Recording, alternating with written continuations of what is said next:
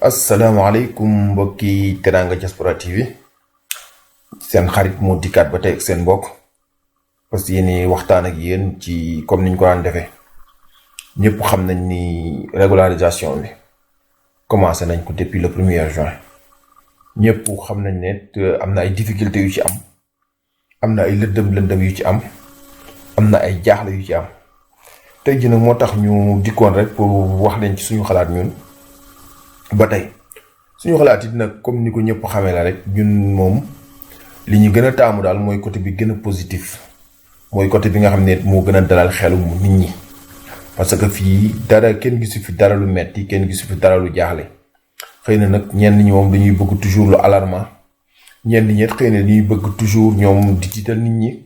wala ñenn ñett xëy na dañuy bëgg toujours ñoom nit ñi bañ a nekk ci seen jàmm mais man li may yaakaar daal te yàggu koy wax. te du ma mës a dañ di ko wax te di ko digal ñëpp nag ñi may déggal mooy mayam kayit moom bu jotee fexeel ba sa kayit nekk ci biir ndax li tax mooy kayit buñ koy mayee soo dugalee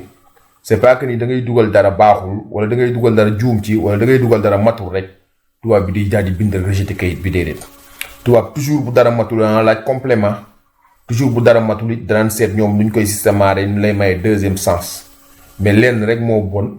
mooy bañ a dugal parce que boo dugalul amoon nen nooy amee deuxième sens ndax comme niñ ko xamee Italie fii wala boog niñ ko gisee maye bi paas toog nañ 8 ans yoo xam ne mayewuñ kon bu fi li jeexeet kenn xamul kañ la maye di amaat te ku këj sa kër déjà 1 an mbaa 2 ans rek bis bu lu mel ni amaatee da nga fi toog fukki at yoo xam ne presque dëgg mu ñëw ñibbi wala ñenn ñi sax dañuy gedd ñibbi te duñu yóbbaale këyit te loolu mën naa ñàkk ndax li tax mooy këyit bi moom da nga koy dugal ci tubaab bi. soo ko dugalee am nga bon 85 ba 90 mbaa 99% wu am soo amul it kenn du la dóor kenn du la saaga te it recevute bi nga yore maanaam récépissé bi tax nga dugal dana la permettre ngay circuler ba saabu la neexee moom dana la permettre ngay circuler dem ak dikk ak def lu la neex te it li ma leen di wax nee naa leen kayitu 2012 sax man génne naa ko 2019 7 ans après seeni borom jot ci te ñu ngi may dégg xam naa ñenn ñaa ngi may dégg ñenn ñaa ngi may gis kon donc lu mën a nekk la te buñ ko dugalul woon kenn du ko mën a génne. moo tax nag kon man li ma leen di digal ak lu fi waaye mën a wax ak lu leen waaye mën a naan mën na nekk ak mënta nekk ak mën na am ak mënta am li fi mën a am daal mooy na ngeen fexe ba seen këyit dugg ci loxoy tubaab bi mooy àtte te tubaab bi du ko xañ kenn te teg ko fu wóor te it nag li fi ne sax mooy fii moom gis nañ fi lu ne waaye gis nañ ne avocat am na fi gis na ne ñiy négocier immigration am nañu fi ba moo tax seen këyit na ngeen ko dugal temps yi nag problème bi gën a rëy coow li gën a bëri mooy bi nga xamante ni mooy problème mu rédito yi ñii naan 20 000 euros pour benn nit bi la ñii naan 27 000 euros pour Nicolas familiale bi waaye man la ma waxoon démb wax ko barki démb suba moom laay waxaat tey moom laay jàpp ba léegi nii tey defe naa ni bu fekkee coow li bariwul wala mettiruñ ko loolu mooy mën a ne mooy que ni benn nit bi su fekkente ni si am na 20 000 euros mun naa dugalal nit ki même su amoon junni doom même su amoon junniy jabar. même su dëkkoon ak junniy nit ndax li tax mooy damaa xam ni wala ñun ñi yëngu ci immigration wala ñu nekk dans l'administration ñëpp xam nañ ni tubaab bi day lépp lu mu bëgg a laaj da koy laaj te damaa yaakaar loolu ñenn ñi wax ni maanaam Nicolas familiale bu composé woo papa ak yaay ak doom dootoo mën a dugal benn nit damaa jàpp ni su fekkoonte ni si am na kon maye kayit bi daan ci exiger datore lavoro mu présenter stato di famiglia ndax ci stato di famiglia rek la nit ki mën a xamee ñaata nit la ñoo dëkk ca kër ga wala ci la ñu mën a xamee kii dugalal nit ki ñaata famille am ñaata nit lañ ci stato di famiglia lañ ko mën a xamee te maye bi këyit yi ñuy laaj stato di famiglia bokk ci te tubaab bi du yàlla du yeneen du wàll yu kon man tey su ma amoon ñett doom ak ñaari agrat su ma ñëwee ñu ni ma indi 20 000 euros kese kon su ñu demee di signer contrat bu ma tubaab bi ne ñaata doom nga am mais dama fa naan man kese maa dëkk aw ma jabar aw ma doom mais bu boobaa tubaab bi du ci mën dara te phase yi ngeen di wax naan dañuy dem commune ba contrôler na ngeen lire décret bi phase bu ñuy demee commune di contrôler amu ci ñaari phase la décret bi sant préfecture mu def ko te ñëpp a xam ni préfecture li ko décret bi wax rek la mën a def benn bi mooy jox kestura mu vérifier ñi dugal ki dugal ak ki ñu dugalal yépp ndax maanaam mosul am condamné wala ñoom préfecture gisuñu kii di danger public wala ñoom préfecture wala ñoom kestura gisuñu kii di danger public wala kestura joxe avis positif am su paree deuxième passage bi na ngeen lire décret bi dañ ko ci bind souligner ko ci deuxième passage bi inspectorato di lavoro la inspectorato territorial sax di lavoro maanaam chaque zone wala chaque province dafay am inspectorat travail inspection du travail donc waa inspection du travail yooyu la ñuy jox ñoom tamit seen deuxième avis pour ñoom tamit ñu valorisé ci fay gi ñuy fay nit ki ndax loolu contrat national bi prévoir na ko ak it xool ndax bu dee usine bi am na mën na fay ñii muy jël ñëpp ñaari passage yooyu lañ souligné ci décret bi kon préfecture bu demee di wax commune ba mbaa muy contrôler commune ba day wàcc yoonam ndax loolu décret bi prévoir ko te bu dee loolu def naa ku jëlub avocat ba dana yey kon nag man mënumaa gëm li ñuy wax naan ku am jabar ak doom nag foog nga am 27000 man loolu d'accord ma ci parce que loolu su fekkoonte ni si am na kon dañuy laaj statut de famille te bu ñu laaj statut de famille waaye kenn laajul statut de famille dan nit ki nga xamante ni sii rëcc moom et puis ni ko tubaab bi waxee la maanaam kii jot ba nekkee famille bi benn nit rek moo ciy jot 20000 euros mën na dugal 20000 euros minimum su fekkente ni si famille bi nag ñaar nit ba ñett nit am nañ fa rédito te ñu xam bu ñu ko dugalalee mu mat bu boobaa 27000 euros la ñuy dugal te leen di woon ba tey ni man lii laa gëm ba tey ni benn nit bu ne 20000 euros la bañ nañ ko ba léegi bi da ko souligner aussi ni maanaam parents yu sori yi ba secondo grado te bu fekkoon ni si dafa naan léegi bi danaan boo amee benn doom moo dugal loolu 27000 kon danaan ku am doom même fu doom ja mën a nekk doo mën a dugal waaye bi daf ko bañ parents yi nga xamante ni si maanaam ba secondo grado même buñ dëkkoon beneen dëkk boo xam bokkul sa dëkk it ñoom mën nañ la mottalil ba nga matal 20000 27000 bu dee ñaar ngeen mbaa ñett mbaa ñeent mbaa juróom te it nag sax fii ci Italie ni ñu ko xamee calcul yi nga xam ñu ngi koy def ci IC yi calcul yi nga xamante ne si ñu ngi koy def ci déclaration rédito yi mooy plus que nga am doom ba ci assegno social bi nga xam moom la ñuy natte maanaam li ñuy fay pension yi pensionnat yi dañ ciy sóor plus que nga am doom plus que ñu lay gën a laaj te bu fekkoon kon dañuy sóor ni ko am jabar ak doom da ngay joxe lu ëpp 27000 mais kon ki am benn jabar ak ñeenti doom mbaa juróomi doom mais kon day joxe lu ëpp ndax kooku ñi muy dundal moo ëpp bu boobaa kon bu boobaa moom du mun a fayati mindaan su fekkee noonu ngeen ko xalaate ba moo tax kon li ma leen di wax même polémique yooyu lu mu am sax li ma leen di digal mooy képp koo xam ne daal benn nit am bu am 20000 dugal ko doo gis mukk ñu rejeté ko wala bu ñu ko rejeté avocat yaa ngi fi tribunal yaa ngi fi mais moo gën bañ a dugal moo tax da ngeen ko dugal leneen li fi des yenn patronato yi yenn kaaf yi yenn syndicalistes yi nit ñi dañ fay dem di dugal ñu ànd leen duñu leen ko dugal ndax matul 20000 euros wala matul 27000 euros loolu bu ñu ko defee dañuy wàcc seen yoon loolu ku ko ci def ci ñoom bu leen neexee ngeen dénoncer ko parce que li tax mooy ñoom amuñu droit bañ dugalal kenn document ndax du ñoom ñooy valutare du ñoom ñooy juger ce sont les questura et les préfectures ñooy ñi nga xamante ne si ñooy joxe seen pareil positif ou négatif yoonu kaaf nekku ci yoonu patronat nekku ci yoonu syndicaliste nekku ci ñoom li leen di contrôler rek nga xam war koo xam mooy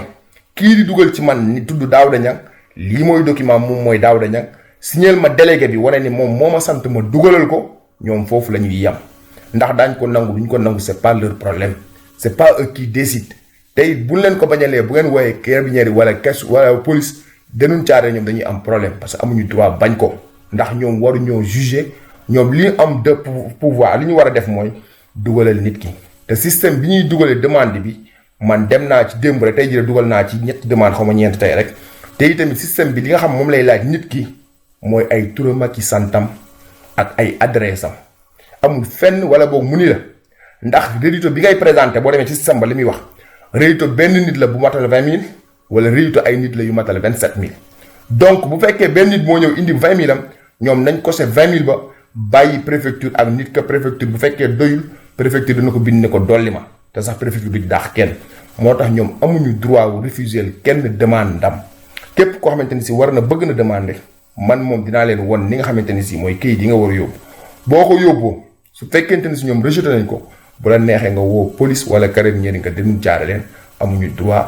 refuser ko parce que jox nga leen këyit bu mat tey tamit loolu seen liggéey la moo tax kon nañ la war a assister su fekkee defuñu ko man li may wax bis bu nekk la képp ku ma dégg man ku ma contact ak ku mën a doon boo amee problème bu dugal man su ma ko waxee dinaa la dugal wala bu fekkee ni si fu membre CADES nekk wala yu mel noonu ñu toog woo leen wala ñu woo association yi nga xam ne xam nañ leen ku leen ci dimbali mën leen a dimbali ngeen dugal kayit yi mais bu leen kentee dugal leen ndax am na ci tamit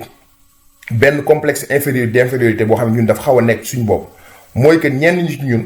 dañoo jàpp ni tubaab rek lu mu wax mooy dëgg tubaab rek a xam loi te or que loi étranger wala loi étrangère yi étranger yi ñoo ko gën a xam parce que ñoom la gën a intéressé tubaab bi ubbi kaafam mbaa patronatam surtout bonus yi ñu jógee nii bonus yi lañ gën a maîtriser wu ko loi bii nii ba tax ñi ñu bari ci ñoom xamuñu sax li loi bi wax ñenn ñi sax dañ lay bëgg a génneel benn matt mbaa benn teñ pour mun laa dàq pour jàngi loi bi ba xam lan la wax mais yooyu yëpp ñuy wax amu ci ko am 20 000 euros boo dëkkoon ak junni nit ak ñaar fukki junni nit dugalal bu fekkee ne si mataloo 20 000 euros sa kudd mbaa sa déclaration réyto nga wut keneen boo amee 27 000 dugal leen lii rek moo fi am yeneen yi ñuy wax yëpp man pour man ay détails la te lejj bi waxu ko ginu gis fenn fu ko lejj bi waxee loolu moom maa leen koy wax suñu mbokk yi nekk Sénégal loolu dama koy dégg lu bari tey jii ndax nag dafa mel ne bis bu ne day am lu xew daal tey moom li may dégg mooy ñoom ñu ci bari dañ may woo téléphone naa ma ñun ndax mën nañoo nekk Sénégal ñu dugale luñ ci kayit yi am na ci sax ñoo xam ne dañ leen dem ba naan leen ku nekk Sénégal mën nga ñëw ci mën nañ la defal ci kayit yi nga ñëw loolu moom suñ ko waxee dañuy juum wax dëgg yàlla yéen ñi ne Sénégal mun xanaa kenn de mu wóor la ni yaa ngi ak sa visa ay tamit wala mu wóor la ni yow balaa maye kayit bi jeex di nga ñëw wala bala ñu teg baaraam su boobaa xëy na mën ngaa ku la dugalal mu dugalal la parce que kayit li tax kenn mënu ko lijjantil nit kayit yi boo ko dugalee kayit yi ni muy demee da nga koy dugal ci biir plateforme ministre de l'intérieur bi mooy ñu law sa punto gouverne punto yooyu léegi boo ko dugalee ba pare day dem préfecture su demee préfecture day demander pareeru questura ak pareeru inspection du lavoro su leen demandé ñoom ñaar suñu joxee seen avis favorable léegi préfecture bu boobaa dafay convoquer le travailleur et l'employé donc bu boobaa yow bu fekkee nekkoo fi Sénégal nga nekk kan moo lay teewal te même boobu te am Samba Ndiaye mu teewal la fi préfecture signé contrat yi ba pare daf lay jox benn enveloppe comme bi ñëpp yi am busta bi nga dem poste fay mu dem Kesura waa Kesura convoqué la pour jël say empreinte léegi empreinte kan la ñuy jël ku nekk Sénégal fu ñu jëlee empreinte am te bu ñu jëlee empreinte keneen boo yoree séjour bi yow du sa séjour ndax séjour dootul valable ci yow kon ndax ñun ñëpp a xam léegi système biométrique bi moom moo permettre loolu bu njëkk nag daan na woon mën a nekk bu njëkk am na gars yi fi ñu duggee woon noonu mais léegi mënatul nekk moo tax yéen waa Sénégal ngeen dalal seen xel jéem a ñaan ak it moytu ku leen naan mën na leen dugal ci kayit wala mu ñëwee jóge ci kayit yi ñëw ci moom wax dëgg yàlla man gëwuma ko te xëy na dañuy wax loo xamante ni si tamit dañoo juum waaye ñi am double identité la ma waxoon rek defe naa wax naa ko fa dama ko fi répété dama koy laaj lu bëree bëri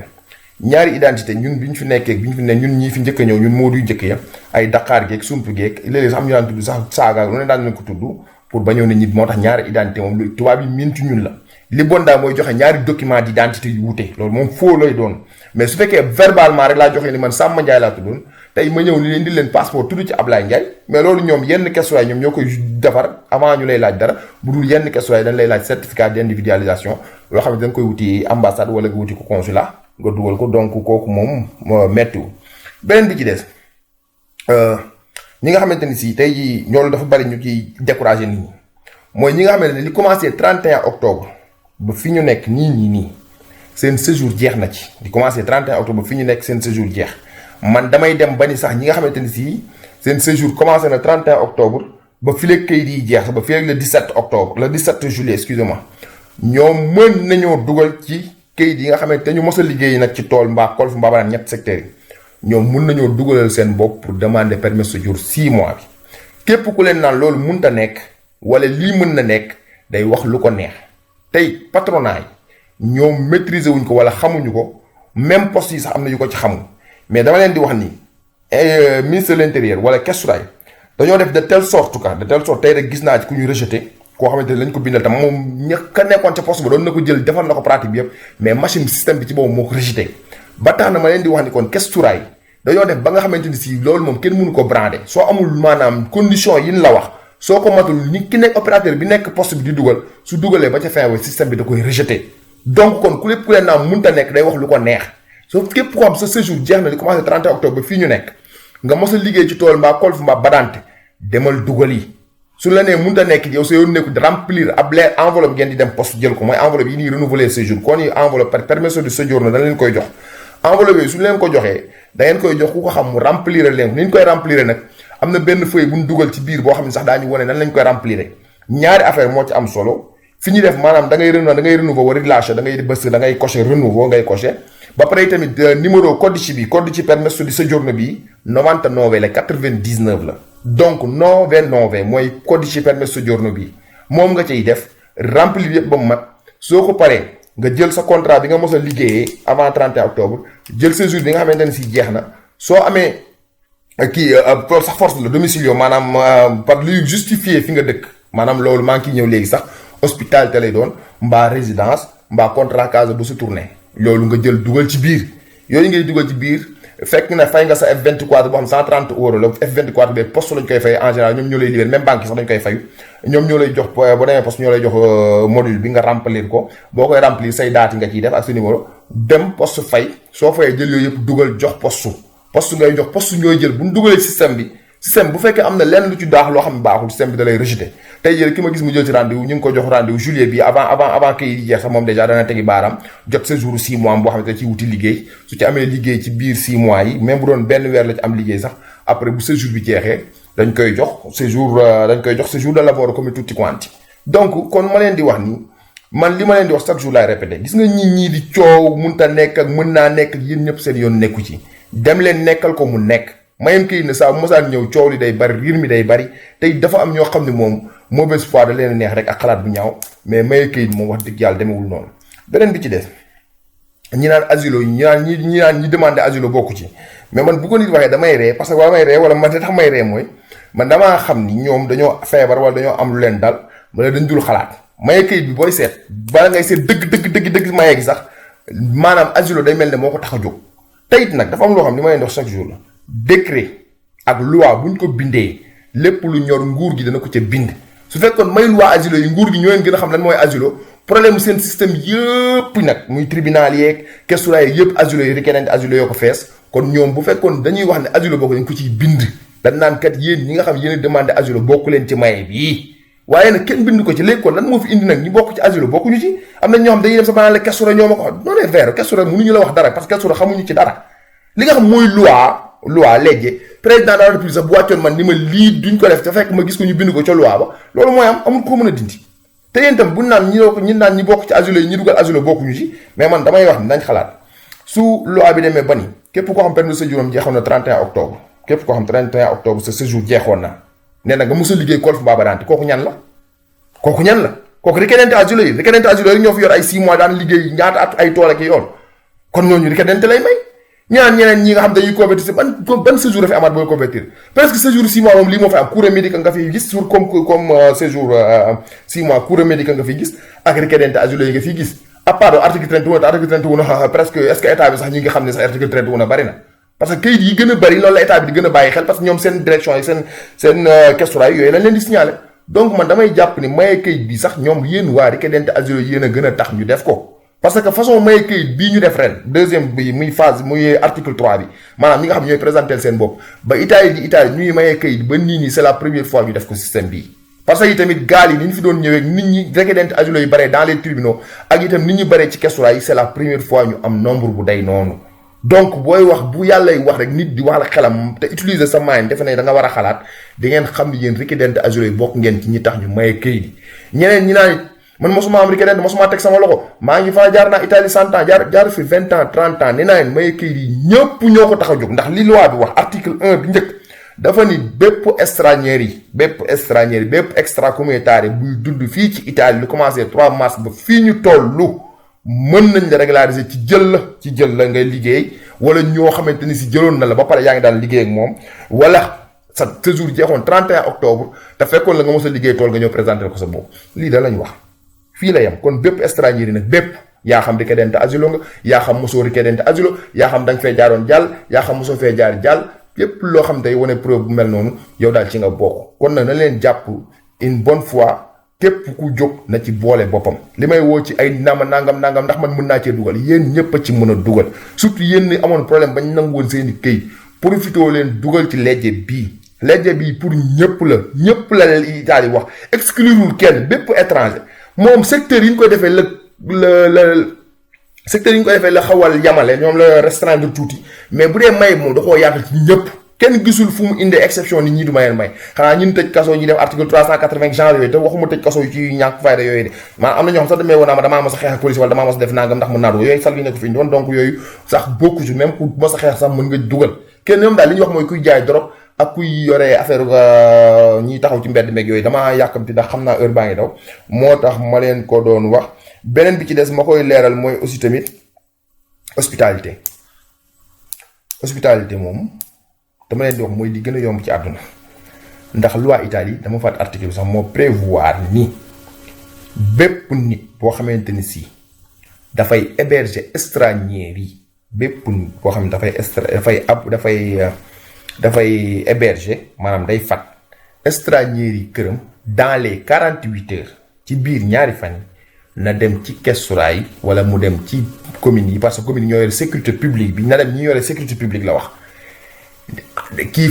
communiqué ko fa communication lañ wax waxuñu demande de xam nga demande mooy loo xam ni damay bind ñëw jox policier bi mu sañ a bañ wala ma bind ñëw jox commune bi mu sañ a bañ mais li communication la maanaam dama lay wax ni Papa Ablaye Ndiaye léegi kat mi ngi sama kër dëkk na sama kër fan yii amul sax datu limite comme ni naan dafa am datu escadence hospitalité amul datu escadence am na nag yenn communes yoo dañu koy wax sax dañuy wax ne mais amul fu ñu koy bind ci biir commune hospitalité bi am na ñoo xam dañ naan yenn questura yenn préfecture yi dañ naan 6 mois lay am mais sax loolu sax gisuñu ko xëy na par loi mais gisuñu ko fenn fu ñu ko bind ci biir hospitalité yi donc hospitalité ba pare tamit li ñu neex ci hospitalité mooy nit ki nga koy defal boo ko defalee ba pare nekkul comme ñi naan sama kër résidence dafa fees non du feeñ dara ci résidence du feeñ ci résidence yi résidence ak hospitalité bokkul résidence mooy koo xam dafa résider ci kër ga dafa dëkk foofu mooy fa la dëkk hospitalité nag mooy koo xamante ne si dañ ko far rek pour quelque temps donc bokkuñu dara te itam boo ko defalee nit du feeñ ci benn këyit ndax communication la maanaam boo ko yóbbulee kestura yi wala communes yi bari dañ koy jël nag bu dee commune nag ñenn ñi protocole dañ koy jël ñenn dañ la yóbbu ci police municipale ba donc ñoom ñëpp dañ koy jël bu dee kestura aussi war nañ ko jël mais ñoom li nga xamante ni moom lay def da lay met defal tampon rek wane ni moom gis na ni yow communiqué ko nangam su ko defee foofu lay yem ñeneen ñi aussi tamit ku yenn commune am yi difficile wala yu mel noonu maa ngi lay sant man moo ko mën contact naa wala ñëpp sax xam nañ ko wala bu ko xamul it nga wax leen ko via PEC parce que PEC aussi tamit boo ko bindee ci nit boo bindee nit remplir yëpp envoyé commune wala fi nga dëkk via PEC aussi tamit valable na loolu aussi valable na boo amee recevute PEC parce que PEC boo ko envoyé PEC da nga ciy am recevute soo leen neexee aussi tamit bu commune yi doom compliqué wala yu mel noonu soo leen neex ngeen envoyé ko recommandata andate retourno nga dem poste def recommandata bind adresse commune beeg yëpp def poste bind recommandata andate retourno recommandata boobee boo ko boolee kii bi soo ko dugalee questura yëpp koy nangu ak préfecture yëpp loolu mooy hospitalité moom dara mettiwu ci mooy li gën a yomb ci lu ñu def mais comme dañ ko dugal déglee ci affaire yi defe naa ni loolu ci lay bokk beneen bi ci des pour terminer ko xam naa heure baa ngi bëgg a daw mooy ñi nga xamante ni si dañ leen naan xaar leen ndax daa am beneen décret bu génn dafa am beneen circulaire bu war a génn daa am leneen lu war a génn lan ngay xaar circulaire bu war a génn nga doyee ko lan lépp leer na dugalal sa demande circulaire bi génne fekk ko ci biir su fekkee lu favorable la mu gën a ti su fekkee dafa défavorable bu yegsee préfecture ba kesoro dañ lay bind lettre ni la yow diw kat yow Samba Ndiaye indil ma këyit sàngam mottali ko parce que li ngeen di xam rek mooy préfecture kesura amuñu kenn koo xam da ngay ñëw dañu rejeté déedéet këyit mooy manqué ñu bind la ne yow diw indi ñu këyit sàngam wala nga dem fa ñu wax la ko verbalement ni la dama indi ma këyit sàngam wala këyit matul wala këyit yi mat ñu passaare mu jàll lii moo fa am moo tax kesura moo tax ñi ngeen dem partenariat yu ñaa duñ leen dugal teguñu ko fenn c'est interdit par la loi ñu amuñu droit bi amuñu compétence bi préfecture la ko état bi jox ak questura kenn ku dul ñoom ñaar ñooñu mun a wax lii baaxul ak baax na amul wala boo xanaa liñ bind ci décret bi te liñ bind ci décret bi moom gisuñu fenn fu naan bu dugalal nit ndax nangam manqué na parce que ñu amuñu loolu amuñu droit valutare ko donc li ma leen di wax rek laa leen répété waat mooy yéen ñi nga xamante ne si yéen ñëpp a ngi fi dem leen dugal ci kayit yi dugal leen ci kayit yi la ma leen waxoon laa leen di wax gis naa ba tey ni dugal ci kayit jot ci même bu dee day yàgg te mosumaa gis nag nit jot kayit te dugalul ca maye ba moo tax man leen profité leen ci maye bi dugal su dee problème mu preuve yi aussi tamit preuve moom lépp loo xam ne day wane ni teewoon nga fii ci Italie te moo xamante ni day jóge ci administration publique ak privé même sax maanaam ñi nga xamante dañuy dugal xaalis rek ñi nga xamante ni si sa récépissé yi nga dugale woon xaalis ak sa turu passeport rek nga mos a dem hôpital ak police mos la jàpp ak bu dee ñooñu sax moom ñoom soxlawuñ preuve mooy ñu jox jot a jël seen empreinte ba pare photo ñooñu sax soxlawuñ preuve parce que état bi déjà am nañ seen preuve ñoom ndax am nañ seen empreinte moo tax léegi daal loolu laa amoon lu may wax xanaa dikkaat di leen wax ni rek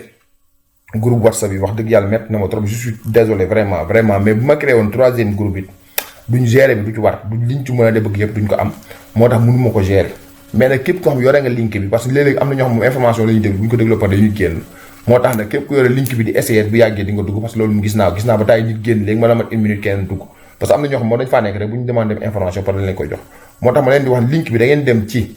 page Facebook Teranga Diaspora TV Teranga Diaspora TV su ngeen demee ci page Facebook am da ngeen fa gis link bi ma nga fa link bi leen di dugal ci Telegram moom feesagul Telegram moom ba léegi kum neex dugg mais link bi leen dugal Telegram bi wala WhatsApp bi leen di dugal ci leneen loolu yëpp ma nga fa loolu moom moo tax maa ngi invité ñëpp pour ñu dem fa jéem cee dugg ak itam aimé page bi YouTube bi ngeen aimé ko nii partagé ko ak yi tamit wax dëgg yàlla abonné ko loolu daal lañ doy ñaan ñëpp ñu abonné ko comme ça lu xew ñun dana leen toppal yëf yëpp fu ci nit jaaxle parce que ñun dañuy dem ci WhatsApp yi ak Telegram yi ak téléphone yi ñuy woo lu ñu gis nit ñi ëpp ko par exemple journée bi tey ñi ngi laaj nangam dañuy ñëw fi leer ak su fee ñëpp am information bi ndax am na ñoo xam ndeysaan bëgg nañoo laaj mais gisuñu ko ñu laaj xamuñu ko ñu waxal moo tax ñun tam ñu ciy profité rek di leen baaxe li nga xam ne xam nañ ko ci di ziaraat ñëpp di balu àq ñëpp te bu leen fàtte abonné chaîne bi ak partagé ko asalaamaaleykum wa rahmatullahi taala wa barakatuh